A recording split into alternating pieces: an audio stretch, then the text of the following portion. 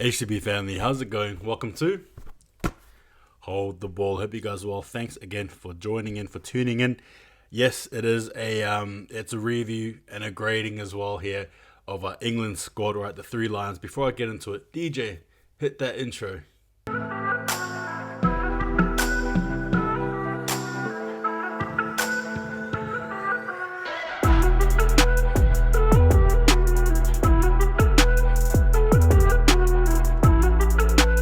So England walked into this one here as well, definitely not favourites, but definitely, sort of in there with a firm favourites category, if you will.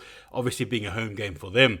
They lined up in Group A there, mixed with Samoa, France, as well as Greece, and definitely the question was not necessarily where they would land per se, but how far could they go?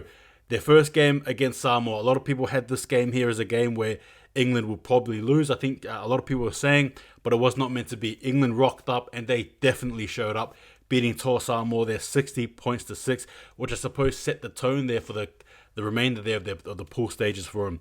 They had another game against France, in which I suppose was a bit of a poor showing for them, but fortunately for them, they still won and won well, and I have the results there for you guys, beating France there 42 points to 18. And then their last game against Greece, they're using what I describe as their probably B or C grade team, to be fair with you guys, winning 94 points to 4 there. Obviously a 90-point demolition. Now, England head into the quarterfinals as well.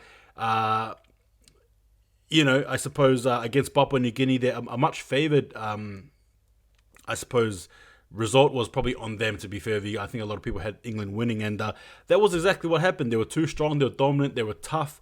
They absolutely gunned through and they won, obviously beating Papua New Guinea there 46 points to 6 in a game where they, I think, ambushed them early. Right, their forwards were magnificent. Out in the backs, they were terrific. There was just nothing they could do wrong, and they absolutely had their day and their way there with Papua New Guinea. And with that being said, because they won, they went into the semi-finals here, and guess who they had to verse? Samoa. And look, in all fairness, I think a lot of fans probably had England winning this one as well. Obviously, going back to the rematch, right? This was the big blockbuster game here. Now, as the game went on, unfortunately there for England, they could not finish the job, losing 26 points there to 27 in an absolute arm wrestle match of a game here. England gave all they could, but unfortunately just wasn't enough to seal the deal there, as Samoa won in the overtime there.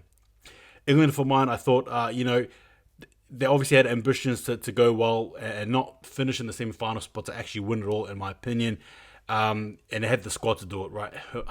Farnworth, Radley, Whitehead, Tompkins, right? Lees, Chris Hill, Mickelrum, George Williams, Wellesby, so on and so forth, Dominic Young. There was definitely a good squad, in my opinion, and for them to come off second best in the semi-finals there, I don't think was definitely their aim, right? Obviously not. But in terms of grading, look, I'm going to have to give England here, I think I have to give them I'll just give them a B, right? Just a B, just a flat out B. Granted, they did well, in my opinion. They're very strong. But they just couldn't get the job done there against Samoa. But let's say that a B for me. I think it's fair. Give me your thoughts. Take it easy. See you guys next time. And just remember, hold the ball.